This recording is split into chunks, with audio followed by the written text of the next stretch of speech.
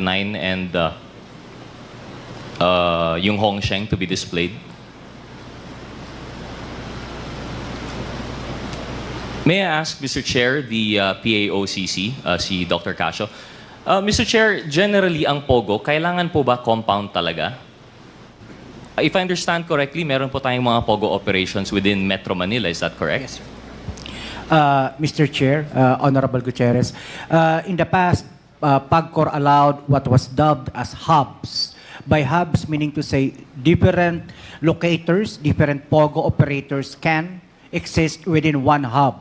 But if I do recall, the only hubs that were ever licensed by PAGCOR were the one in Clark, Sun Valley, which was raided by the ACG and PAOK on May of last year.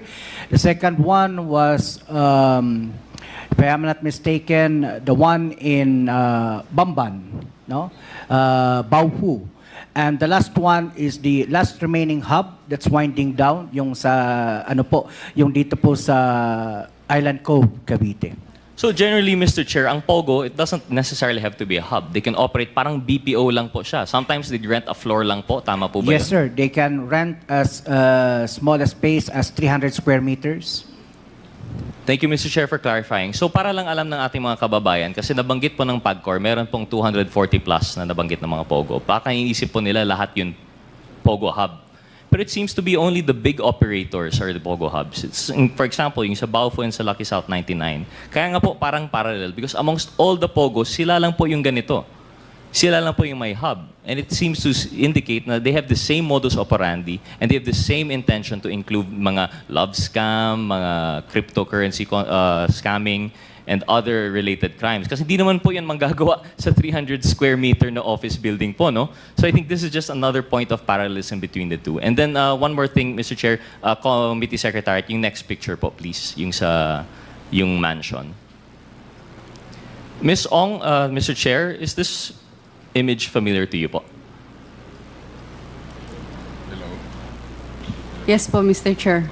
Can you explain to us ano po yung nakikita natin sa picture? Nakita mo naman po, is that your house? Yes po, Mr. Chair. Ito yung mansion po ninyo sa Porac? Opo. Mr. Chair, can we, for everyone to see, can we have the picture again?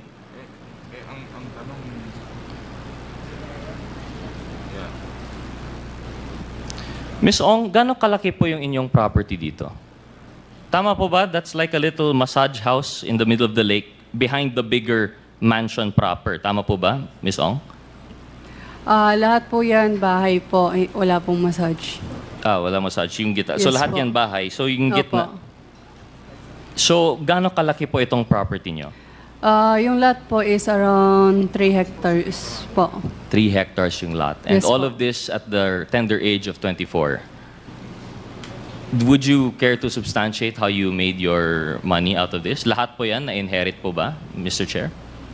Mr. Chair, I invoke my right You po. invoke your Pasensya right. na po Of course. kasi meron pong kinasa sa akin. Kasi nga po, kahit yung reasoning na binigay mo last time na 35 million per month, hindi rin yun tama eh. Kasi at 35 billion per month na you would make out of the 70,000 hectares that you were renting out, that's only still just 35 million, which wouldn't account for the billions of worth. Sabi niyo po, wala po kayong inutang to make yung phase 1, phase 2, phase 3, not including itong mansion po ninyo. Because the truth of the matter is, based on the reports, if we're to believe, this is actually bahay ni Mr. Duan Renwu. Hindi naman po ito sa'yo. You're going to invoke your right or you're going to deny it, that's fine, Ms. Ong. But I'm just presenting it for the facts that the unbelievable story of rags to riches at 24 through inheritance from your mom, based on nothing more than the right connections at the right time, parang sobrang unbelievable po. We are more inclined to believe these parallel operations in which at the center is Duan Renwu and everyone else going up. So with that, Mr. Chair, I'll conclude na po yung kay Ms. Ong and kay Ms. Guo. I'd like to go on po as we go up with the ladder kay Mr. Yang. Thank you, Committee Secretary, for the picture. Yes. Mr. Chair, I just have a question, just out of curiosity, if I may. With the indulgence of Congressman with the indulgence of Congressman Gutierrez. Comsec, pwede mo ba maibalik ulit yung bahay ni Ms. Cassie Ong?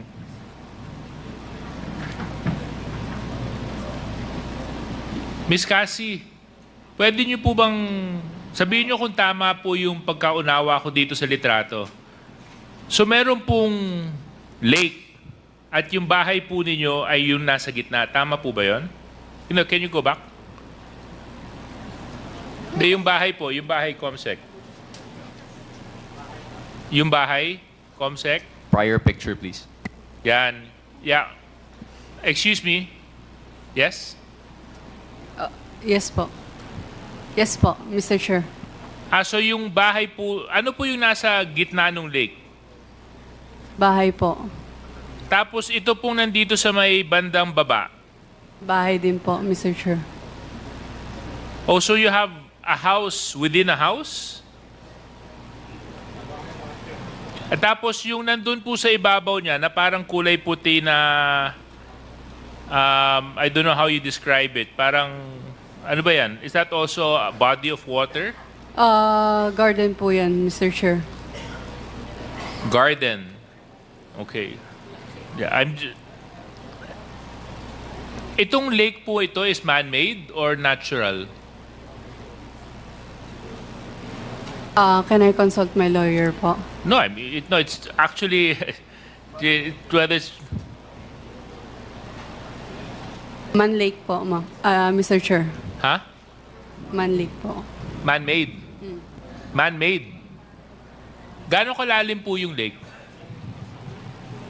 Hindi ko po sure, Mr. Chair.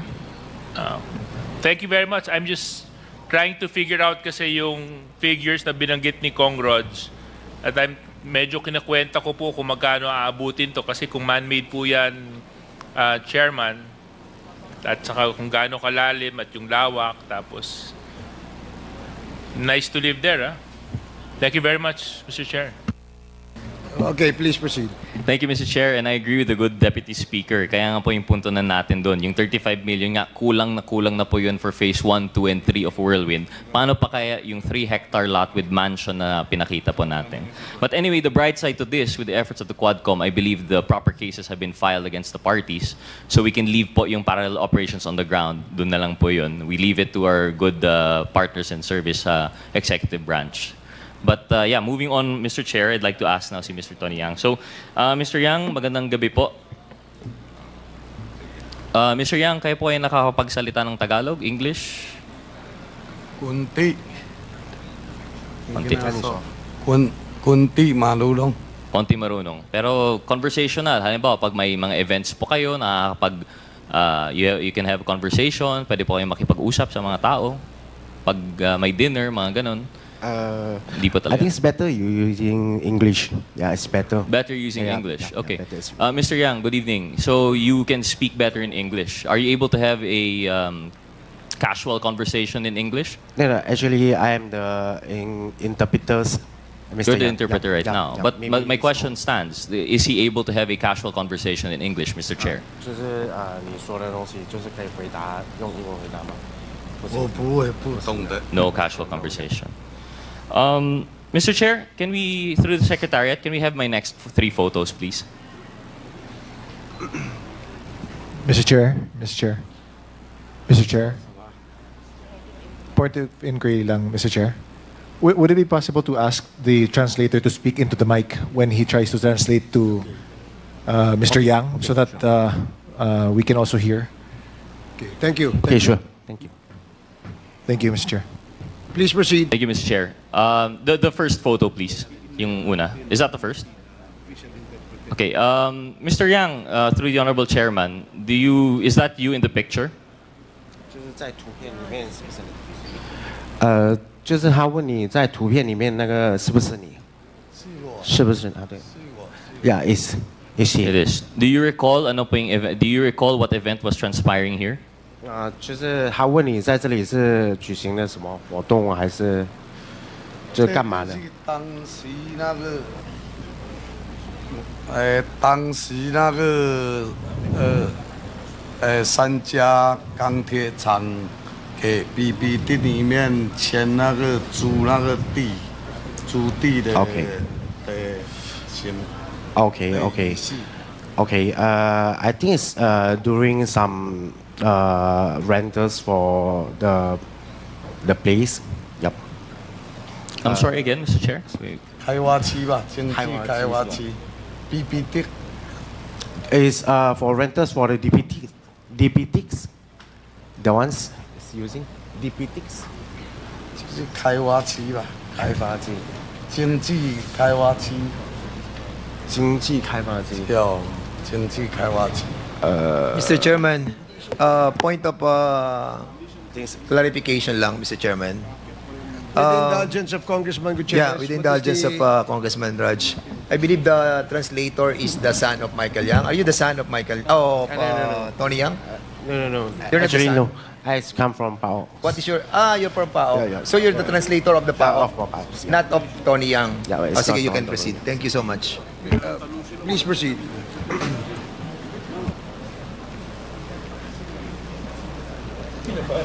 Thank you, Mr. Chair. Thank you, Chair Dan. Can we proceed? So can we have a clarification? What was the event? Okay. Which one? This one? Yeah, that event. Okay. Actually, I think how do we process like maybe he will rent us the place and then for He was that renting a size- place. Yeah. So is it right to say this was a signing of a memorandum of agreement? Yep. How can we that's right. ask him? Is this the signing of a memorandum of agreement with Vividec? 对， Yeah, 就租 that's right. 租地。 He's rented the I think the hectares, the place of hectares. Please.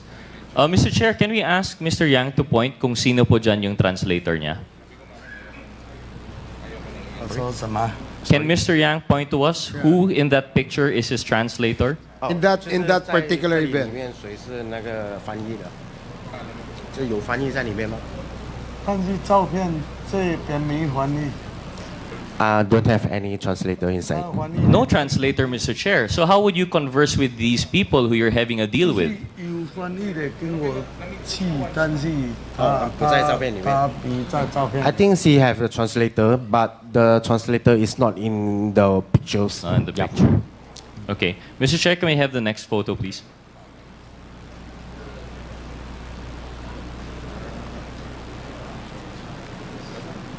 Mr. Chair, we have here a picture of a private meeting of Mr. Yang and the ex-PNP chief. Can you point to us, Mr. Yang, of sino po dito, who here is your translator? OK，他就是问你，在这里面哪一个是你的翻译这里面也没有我的翻译。 ？Yeah, it's not inside the pictures. Don't have any. What you have a translator. translator Yeah, in that don't have- meeting? yeah. No, but does he have a translator during the He meeting? have a translator, but the translator is not in the pictures. Not in the picture. Yeah. Okay. Next picture, please. I believe this is an event in CDO. Mr. Yang, do you recall this event?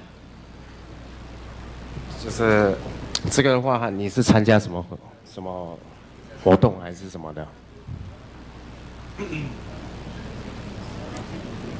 还是这张应该是那个，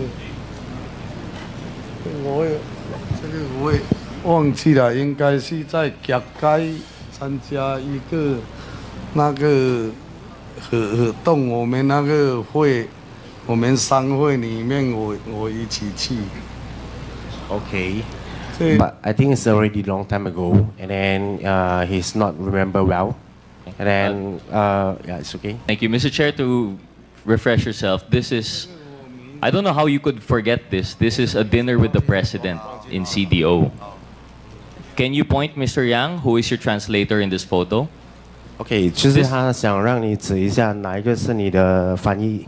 Mr. Chair, this is not a post photo. There was no opportunity siguro for the translator to be told to step aside. You could be seen you're having dinner. This is very conversational. Surely your translator must be here, Mr. Yang. 没有看到翻译。 I didn't see the translator. No too. translator.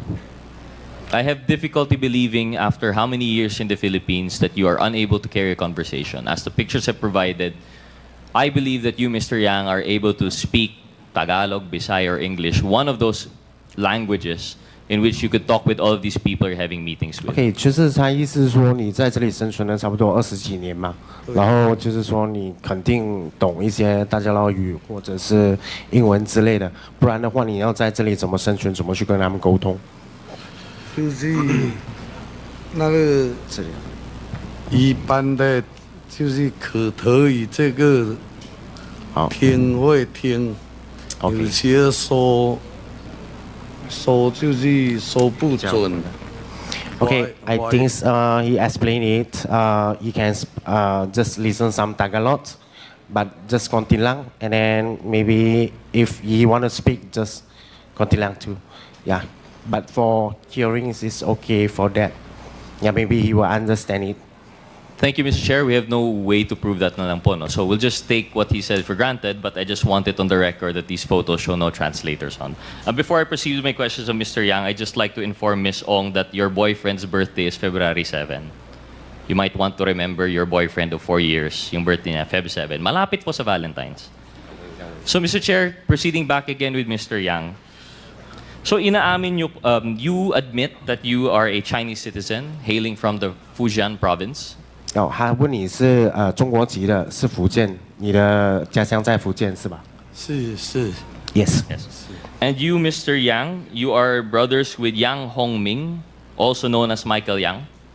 就是你是杨洪明的哥哥和Michael Yang的哥哥是吧？兄弟。是。Yeah, right. And you are also brothers with Yang Hongjiang, is that correct? 就是杨洪江也是你的兄弟是吗？对。Yes, right. Mr. Chair, can Mr. Yang tell us where his brothers are now? 就是他问你，就是说问你的兄弟都在哪里？现在目前是在哪里？我上就是听他们说，杨洪明说是在泰国，他有一天就是我跟杨洪明都没有联系，有一天他有打电话过来问我这边怎么问我，就是打电话过来吧。我问他在哪里，他说他在泰国。在泰国是吧？哦，在泰国，好像是在泰国。Okay, maybe in Thailand, and then when some days the brother is calling him and then ask for, yeah, maybe for how is good or anything, and then he say it's in Thailand that times. So, Mr. Chair, you're still in close contact with your brothers. This is both Michael Yang and Hongjiang. 你还有跟他们保持很亲密的联系吗？没有，我一直来菲律宾，我就跟杨洪明都跟杨洪明都没什么联系。Okay, actually when he in Philippines here, after in Philippines, and then I think the relations is not good, and then it's less for contacts. Yeah. Thank you, Mr. Chair. Well, in that case, Mr. Chair, one more question on Michael Yang. You must be aware of the allegations that Michael Yang is related to Pharmaly Pharmaceutical Company. In fact, he was the financer. Are you aware of that, Mr. Yang, through the Honorable Chairman?